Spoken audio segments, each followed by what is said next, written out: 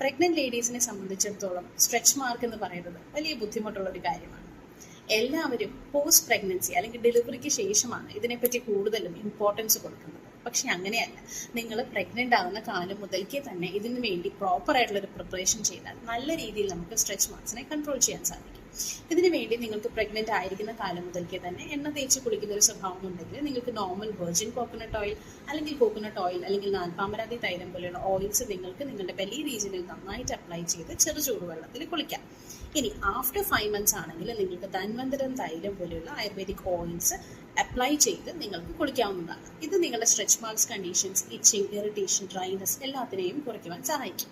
ഇനി അല്ലാത്ത പക്ഷം കുളിച്ചതിന് ശേഷം നിങ്ങൾക്ക് vitamin E capsules and aloe vera gel നിങ്ങൾക്ക് അപ്ലൈ ചെയ്ത് ഇച്ചിങ് ഏരിയാസിലുള്ളത് നിങ്ങൾക്ക് അപ്ലൈ ചെയ്യാം. അപ്ലൈ ചെയ്യുമ്പോൾ ശ്രദ്ധിക്കുക, ഡയറക്റ്റ് ആയിട്ട് അവിടെ ചൊറിയാതിരിക്കാൻ ശ്രദ്ധിക്കുക. എന്തെങ്കിലും മൈൽഡ് ആയിട്ടുള്ള കോട്ടൺ ക്ലോത്ത് വെച്ചിട്ട് നിങ്ങൾ അവിടെ റബ്ബ് ചെയ്ത് നിങ്ങൾ അതിന് കണ്ടീഷൻ മെയിൻറ്റെയിൻ ചെയ്യണം.